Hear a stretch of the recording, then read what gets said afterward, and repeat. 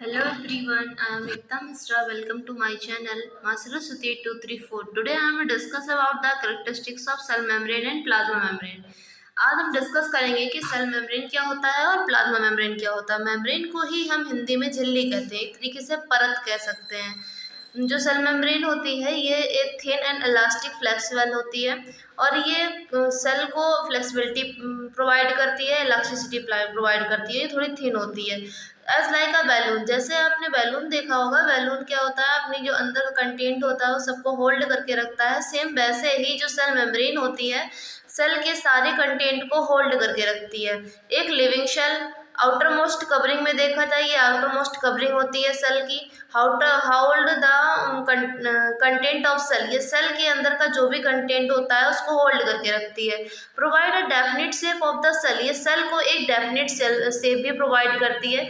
Facilitate movement of the some material because it is the selectively permeable, ये कुछ चीज़ों को ही अंदर जाने की परमिशन देती है, सिलेक्टली परमिएबल होती है। Compost of the organic molecule lipid protein, और ये ऑर्गेनिक मॉलिक्यूल से बनी हुई होती है। लिपिड हो गया, प्रोटीन हो गया, इससे बनी हुई होती है। Flexible enable to the cell और टू इंगल्फ, और ये क्या करती है कि ये फ्लेक्सिबल होती है, किसी भी चीज़ को इंगल्फ करने के लिए बहुत ही ईजिली इंगल्फ कर लेती है। इंगल्फ फूड को करेगी इंगल्फ, या अदर कोई मटेरियल है जो कि सेल को चाहिए उसको इंगल्फ करेगी। फ्रॉम द एक्सटर्नल एनवायरनमेंट, बाहर से, सेल के बाहर से इंगल्फ करेगी।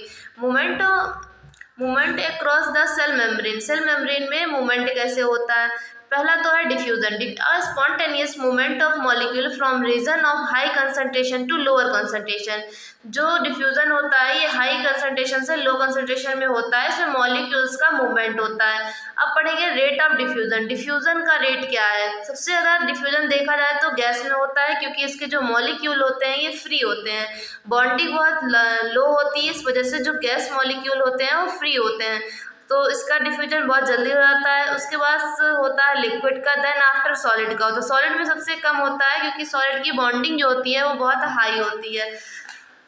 सोड by the small size of substance, ये छोटे छोटे सब्सटेंस में शो होती है। एग्जाम्पल जैसे आयंस हो गए, मॉलिक्यूल्स हो गए, CO2 हो गया, ऑक्सीजन हो गया, इन सब में। Due to the concentration cellular activity due to production of take place, और ये क्या करती है CO2 के प्रोडक्शन को टेक प्लेस सेलुलर एक्टिविटीज के थ्रू ही होती है।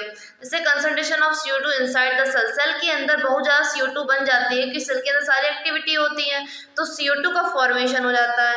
तो फिर ये क्या करता है, डिफ्यूजन करता है और CO2 को इन्वायरमेंट में रिलीज कर देता है। CO2 leave the cell through diffusion, जो CO2 होता है वो सेल को छोड़ता है किसके थ्रू, डिफ्यूजन के थ्रू। अब पढ़ेंगे ऑस्मोसिस। ऑस्मोसिस क्या होता है, solution solvent, solute and solvent. Solution जो होता है mixture of two compounds element, two compounds का जो सोल्यूशन बनेगा, ठीक है। जैसे शुगर प्लस वाटर क्या बनेगा, शुगर वाटर। तो शुगर वाटर हो गया सॉल्यूशन, शुगर हो गई सोल्यूट, वाटर हो गया सॉल्वेंट। साथ ही आपको समझ में आ गया होगा। Hypertonic and hypotonic and isotonic क्या होते हैं, ये तीन कैरेक्टर होते हैं सॉल्यूशन के। हाइपरटोनिक में सोल्यूट ज़्यादा होता है, सॉल्वेंट कम होता है। हाइपोटोनिक में सोल्यूट ज़्यादा होता है, सॉल्वेंट कम होता है। आइसोटोनिक में सोल्यूट और सॉल्वेंट दोनों ही इक्वल होते हैं। अब पढ़ेंगे एंडोस्मोसिस एंड एक्सोस्मोसिस। एंडोस्मोसिस में जो सेल होती है, सेल तो जो वाटर का मूवमेंट होता है सेल से रिलीज हो जाता है, अंदर होता है। और जो एंडोस्मोसिस होता है इसमें सराउंडिंग ऑफ वाटर में होता है, मतलब सराउंडिंग में हो जाता है। Movement of water into the surrounding, जो वाटर होता है वो सराउंडिंग में रिलीज हो जाता है। सम पॉइंट ऑफ ऑस्मोसिस के कुछ पॉइंट्स हैं, अब उनसे डिस्कस करेंगे। Movement of water from high concentration to lower concentration. जो मूवमेंट होता है वाटर का वो हायर कंसंट्रेशन से लो कंसंट्रेशन की तरफ रिलीज हो जाता है। Cell observe water through the osmosis, जो सेल होती है वो वाटर को ऑब्जर्व ऑस्मोसिस के थ्रू ही करती है, इसमें कोई एनर्जी की रिक्वायरमेंट नहीं होती है। Process lasted up to equilibrium state, ये इक्विलिब्रियम स्टेट में ही परफॉर्म होती है। प्लाज्मोलिसिस क्या होता है? Shrinkage of living plant cell due to the exosmosis, जब प्लांट्स में सेल श्रिंकेज होती हैं एक्सोस्मोसिस के थ्रू, उस प्रोसेस को हम प्लाज्मोलिसिस कहते हैं। अब पढ़ेंगे part of cell and cell wall क्या होता है। सेल वॉल, देखो अभी हमने डिस्कस किया था कि सेल मेम्ब्रेन क्या होती है, अब हम डिस्कस करेंगे सेल वॉल क्या होती है। जो सेल वॉल होती है ये ओनली प्लांट सेल में ही प्रेजेंट होती है। जैसे कि देखो ये है प्लांट सेल, ये है एनिमल सेल। एनिमल सेल की जो आउटर मोस्ट लेयर होती है उसको हम प्लाज्मा मेम्ब्रेन बोलते हैं, और जो प्लांट सेल होती है उसमें आउटर मोस्ट लेयर को हम बोलते हैं सेल वॉल बोलते हैं। इसके अंदर की जो लेयर होती है उसको हम प्लाज्मा मेम्ब्रेन बोलते हैं। ये जो सेल वॉल होती है ये सेल के शेप को डिटरमाइन करती है और इसके कंटेंट को, सेल कंटेंट को प्रोटेक्ट करके रखती है। ये सेलुलोज से बनती है, जैसे carbohydrates, provide the strength of the cell, और ये सेल को स्ट्रेंथ भी प्रोवाइड करती है और ये टर्बिडिटी भी प्रोवाइड करती है। अब पढ़ेंगे difference between the cell membrane and cell wall. Cell wall और सेल मेम्ब्रेन क्या होता है? सेल वॉल में occur in plant cell, cell wall जो होती है ओनली प्लांट सेल में पाई जाती है। सेल मेम्ब्रेन प्लांट सेल और एनिमल दोनों में ही पाई जाती है।